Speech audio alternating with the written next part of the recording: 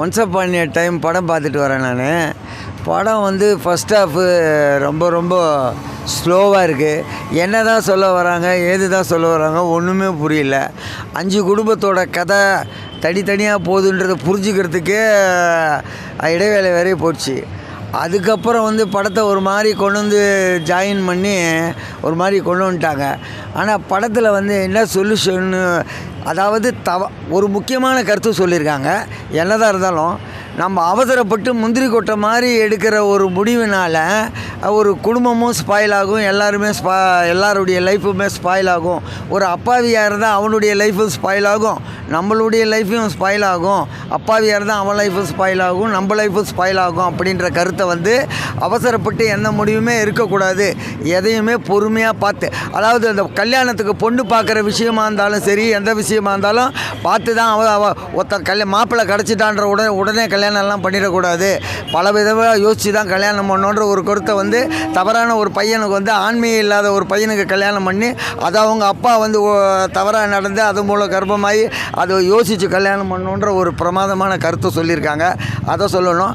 அதே போல் திடீர்னு ஒரு ட்விஸ்ட்டு வச்சாங்க படத்தில்.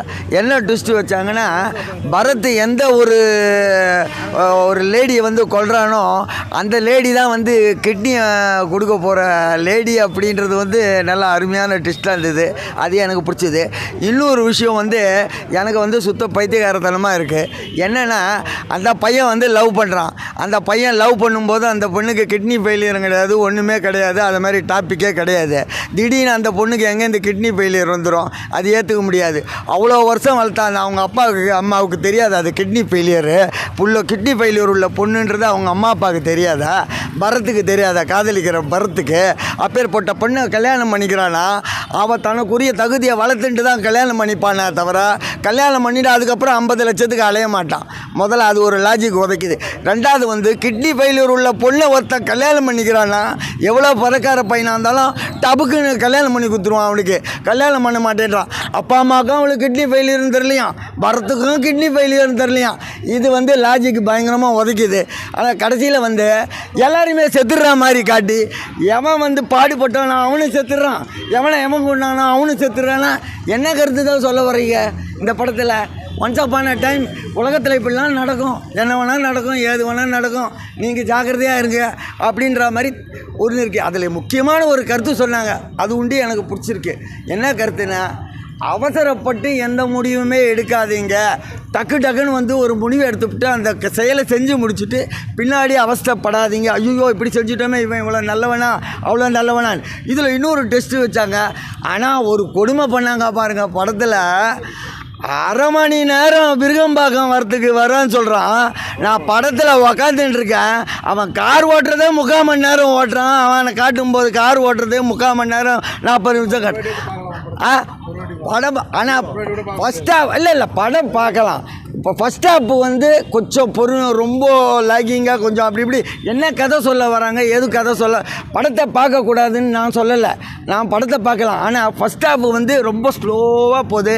அதுக்கப்புறம் என்ன சொல்ல வராங்க, ஏது சொல்ல வராங்க புரியாது. அதுக்கப்புறம் தான் ஓஹோ இது இப்படியா அது இப்படியான்னு புரிஞ்சுக்கிறதுக்கு ஓரளவுக்கு மூளை இருக்கணும்.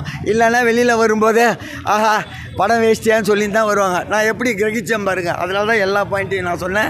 நன்றி. ஆமாம், படம் பார்க்கலாம், ஒன்றும் பிரச்சனை இல்லை, நல்ல படம் தானே. ஃபஸ்ட் ஹாஃப் கொஞ்சம் ஸ்லோவாக இருந்தது, செகண்ட் ஹாஃப் வந்து பிக்கப் பண்ணிட்டாங்க, ஒன்றும் பிரச்சனை இல்லை. ஓகே, என்ன மாதிரியான கதை? நான் எப்படி உங்களுக்கு ஒரு ஆண் வந்து திருநங்கையாக மாறுறது தான் கதை. அதேமாரி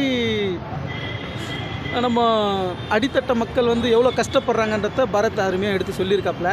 கடைசியாக காசு இருந்தும் காப்பாற்ற முடியாத சுச்சுவேஷனு. படம் பார்க்கலாம், நான் ஃபேமிலியோடு வந்து பார்க்கலாம். தேட்டரில் பார்த்தா எல்லாருக்கும் பிடிக்கும். எப்படி நான் பண்ணியிருக்காரு பரத்? நல்லா பண்ணியிருக்காருண்ணே, பரத் சார் நல்லா பண்ணியிருக்காரு. பரத் சார் ஒரு கம்பேக்காக புரியலண்ணே. பரத்துக்கு ஒரு கம்பேக்காக இருக்குமா அந்த படம்? கண்டிப்பாக இருக்குண்ணே. ஸ்டோரி எப்படி நகருது? நல்ல ஸ்டோரிண்ணே.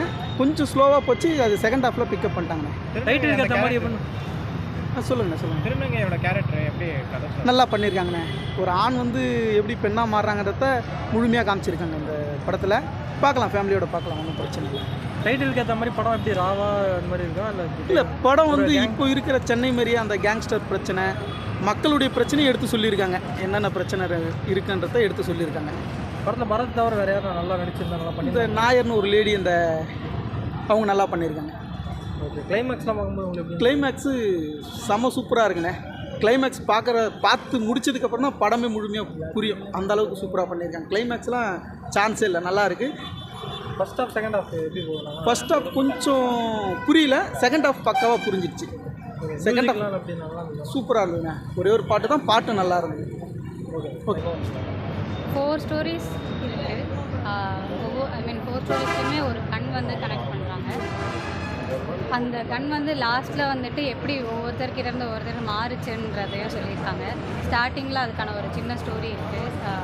அந்த கண் ஃபஸ்ட்டு யார்கிட்ட இருந்து வந்ததுன்றது அது மொத்தமாக கனெக்ட் ஆகுது கடைசியில் எப்படி வந்ததுன்னு. அதை ஒவ்வொருத்தரும் எப்படி யூஸ் பண்ணுறாங்க, அது அவங்களுக்கு என்ன இம்பேக்ட் இருக்குன்றதெல்லாம் 5 ஸ்டோரி பண்ணியிருக்காங்க. யாரோட எந்த போர்ஷன் வந்து உங்களுக்கு பயங்கர இம்பாக்டாக எனக்கு இம்பேக்டாக இருந்ததுனால ட்விஸ்ட் அதிகமாக இருந்தது மதியோட ஸ்டோரியில்.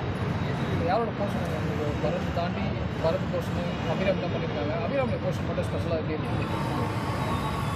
அவங்களது எப்போவுமே நல்லா தான் இருக்கும். எனக்கு அபிராமி அவங்க அந்த டிரான்ஸ்ஜெண்டரோட பண்ணது வந்துட்டு ஆக்சுவலி நல்லா இருந்தது.